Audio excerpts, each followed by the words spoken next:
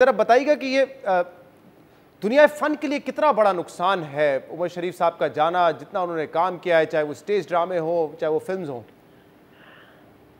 जी, उमर शरीफ का यकीन मुझे अभी तक नहीं आ रहा, और ये हमारे लिए नहीं बल्कि पूरे पाकिस्तान के अलावा जहाँ जहाँ उमर के फैंस हैं, पूरी दुनिया के लिए लॉस और बहुत बड़ा लॉस हुआ है आज।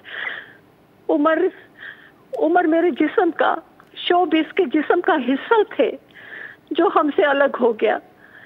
उमर की यही उम्मीद थी कि उमर ठीक हो के वापस आ जाएंगे, लेकिन ऐसा ना हो सका। हम उमर को कभी नहीं भूल सकते। बहुत अच्छा टाइम गुजरा उमर के साथ, बहुत अच्छा वक्त गुजरा, बहुत अच्छे इंसान थे, बहुत अच्छे हमारे मुल्क के आर्टिस्ट थे, बहुत अच्छे दोस्त थे, बहुत अच्छे भाई थे और बहुत ही अच्छे शौहर भी थे। हमें यकीन अभी तक नहीं आ रहा। जब से मुझे ये खबर मिली है मुझे सुकून बिल्कुल भी नहीं है। बहुत तकलीफ में हूँ मैं बहुत तकलीफ में हूँ। बस अल्लाह ताला से दुआ है कि अल्लाह ताला उमर शरीफ की मग़फ़िरत फरमाए, आमीन, और उसे जन्नतुल फिरदौस में आला मकाम अता करे। बहुत बड़ा नुकसान हमें हुआ, हमारे मुल्क को बहुत बड़ा नुकसान हुआ, बहुत, जो कभी भी नहीं भुलाया जा सकता, कभी नहीं। अल्लाह उनकी मग़फ़िरत फरमाए और तमाम उनके जो रिश्तेदार हैं, तमाम उनके जो चाहने वाले हैं, उनको सब्र भी अता फरमाए। सलूमी, आपकी मुलाकात हुई उमर शरीफ साहब से जिस दौरान उनकी सेहत बिगड़ रही थी, जब वो अस्पताल में थे, मुलाकात का मौका मिला आपको?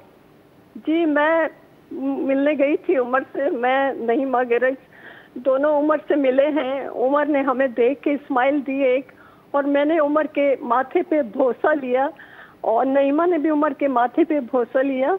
और उसकी बीवी दीबा उमर से कह रही थी, उमर आज तो तुम्हारे बड़े मज़े आ रहे हैं, दोनों आर्टिस्ट जो है सलोमी और नईमा तुम्हारे भरोसे लिए जा रही है। हमें क्या पता था कि ये जिंदगी का आखिरी भरोसा होगा।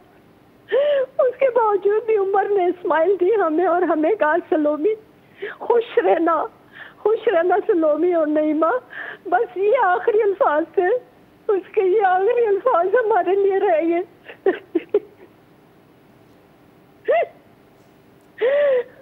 हमें पता नहीं था कि ये आखिरी मुलाकात है उमर से हमारी। मैं समझ सकता हूँ इस वक्त यकीनन आपका दुख हमसे ज़्यादा है। आपने इतना करीब से उनको देखा है, उनके साथ इतना काम किया है। हमारी फैमिली का हिस्सा थे वो, हमारी फैमिली का हिस्सा थे। बहुत बड़ा नुकसान हो गया, हमें बहुत बड़ा लॉस हो गया, बहुत बड़ा लॉस हो गया। बिल्कुल ठीक। मैं आपसे नहीं पूरा हो सकता ये लॉस, कभी भी नहीं पूरा हो सकता। बेशक कोई उनको रिप्लेस नहीं कर सकता। सलूमी साहिबा, मैं आपसे बात करता रहूँगा। वसीम बदामी साहब भी हमारे साथ मौजूद है। वसीम, बहुत बहुत शुक्रिया, आपने हमें ज्वाइन किया। आप देख ही रहे हैं एहसासात जिन लोगों ने उनके साथ कितने जज्बाती हैं, और मेरे ख्याल से पाकिस्तान का हर शख्स जो कि उनके ड्रामे देख के, उनके स्टेज ड्रामे फिल्में देख के बड़ा हुआ है, आज वो इसी तरह जज्बाती है। और बहुत शुक्रिया आपने जब उनसे मुलाकात की, उनका वीडियो पैगाम वज़ीर आज़म तक पहुँचाया, हुकूमत वक्त तक पहुँचाया। कोशिशें भी हुई उनको बाहर भेजने की, लेकिन जितना वक्त लिखा था, जब मौत आनी है तो ऑब्वियसली वो उसको नहीं टाला जा सकता। क्या कहेंगे आप, और ज़रा बताइएगा जो आखिरी मुलाकात आपकी उनके साथ हुई, क्या बातचीत हुई और कितने पुरुमीद थे कि वो सेहतियाब हो जाएंगे?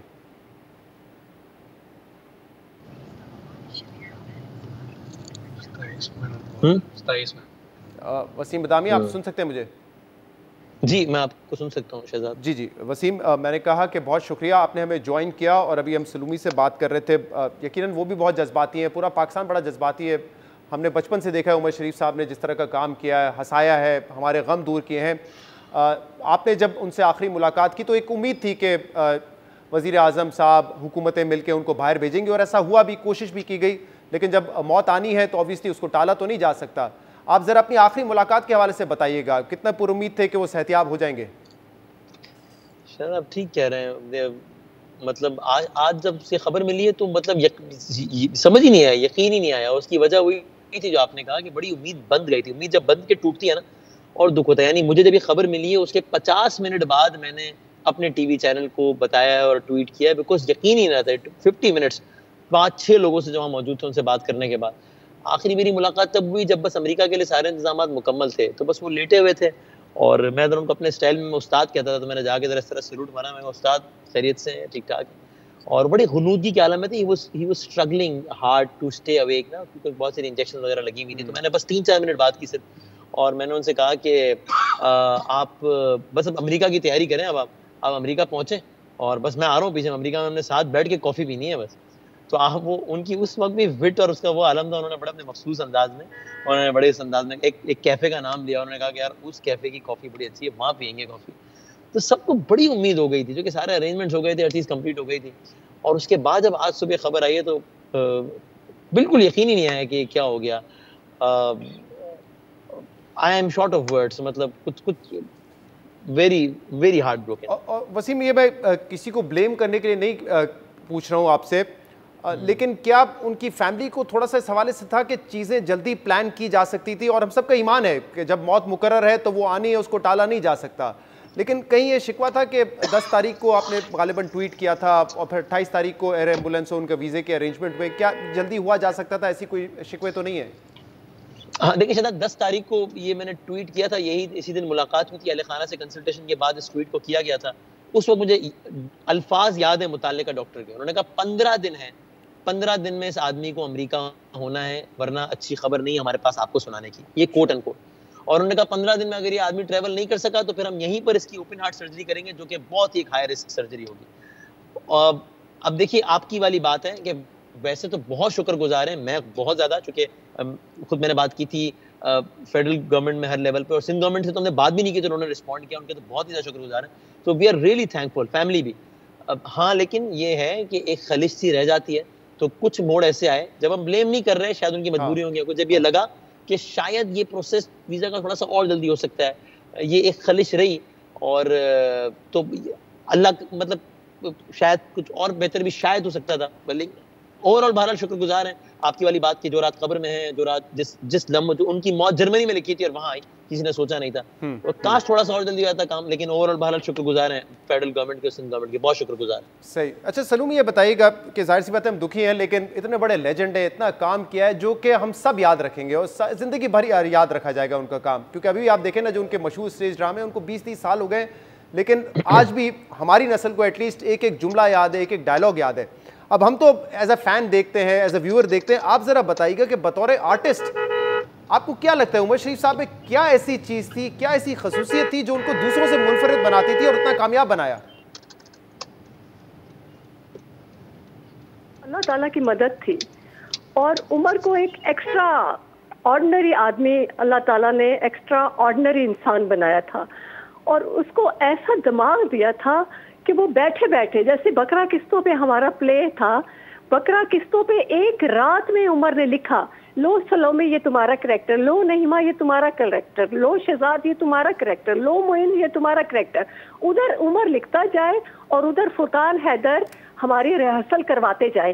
एक रात में बकरा किस्तों पे उमर शरीफ ने लिखा और वो अल्लाह के फजलो करम से वर्ल्ड फेमस हो गया ड्रामा।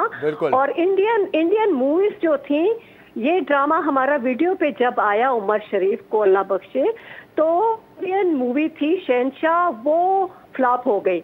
उसके अलावा और कितनी फिल्में, जब भी कोई प्ले उमर का आता रिलीज होता तो इंडियन मूवी जो भी होती थी वो फ्लॉप हो जाती थी।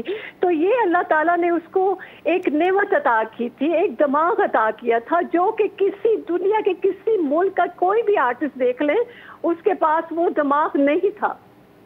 सलूमी, ये बताइए कि जब वो इतने टैलेंटेड थे, वो कह रहे हैं कि एक दिन में इतना मशहूर, जो कि दुनिया भर में फेमस हुआ ड्रामा वो उन्होंने लिख लिया, तो जो दूसरे एक्टर्स थे उनके लिए तो बड़ा चैलेंजिंग होता होगा कि एक दिन में उस कैरेक्टर को पिक करना और परफॉर्म करना। तो फिर क्या सेट वगैरह पे ज़्यादा गुस्सा होते थे अगर कोई उनकी उम्मीदों पे पूरा नहीं उतरता था?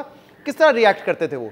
नहीं, उमर के साथ ये थे कि जितने और भी आर्टिस्ट थे सब एक उमर की वजह से और अल्लाह ताला ने उमर ही की वजह से सबको इतना शार्प माइंडेड कर दिया था कि जो उमर लिखता था वो फौरन हम लोग पिक कर लेते थे।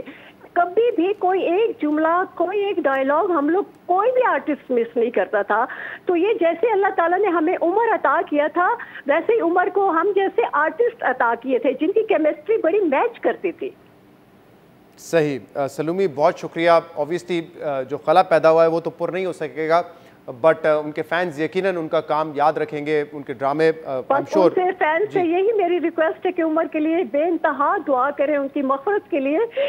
हमारा बहुत बड़ा सरमाया हमसे जुदा हो गया। बस बिल्कुल। वसीम, आखिर में कुछ कहना चाहेंगे आप? देखिए, एक तो बस यही अपडेट के आपसे जी पहले से अच्छा, सलूमी कुछ कह रही हैं। जी सलूमी साहब क्या लगता है? मैं यही कहना चाहूँगी कि अल्लाह ताला उमर के घर वालों को सब्र जमील अता करे और अल्लाह ताला उमर की मग़फ़िरत फरमाए। और हमारे मुल्क का बहुत बड़ा नाम, बहुत बड़ा सरमाया थे, उनको हम कभी नहीं भुला सकते, ना पाकिस्तानी ना पाकिस्तान से बाहर कोई नहीं भुला सकता। जी वसीम। एक तो सईद गनी साहब ने आपसे बस कुछ लम्हात पहले टेलीफोन पे मुझे कंफर्म ये किया है कि उमर भाई की ख्वाहिश थी, उनकी वसीयत थी कि उनकी तदफीन हज़रत अब्दुल्ला शाह गाजी रहमतुल्लाह अलैह के मज़ार के इहाते में, वो कराची में, सिंध गवर्नमेंट ने उसको एक्सेप्ट कर लिया है और वो सारे इंतजाम सिंध गवर्नमेंट करेगी और उनकी तदफीन इंशाल्लाह वहीं पर होगी। बाकी अभी बहुत सारी चीज़ें हैं, प्रोसीजर्स हैं, तो इसलिए अभी जनाजे के मकाम का और वक्त का और वो सब अभी अनाउंस नहीं किया जा सकता, चूँकि लेकिन ये कि तदफीन इंशाल्लाह वहीं होगी। गुजारिश बस वही है, अल्लाह करे जिस तरह इस आदमी ने हमें हमेशा हंसाया है, मुस्कुराते ना हम इसकी वजह से, अल्लाह करे इसकी आखिरत की सारी मंजिलें ऐसे ही हंसते मुस्कुराते तय हो जाए। बहुत बहुत शुक्रिया।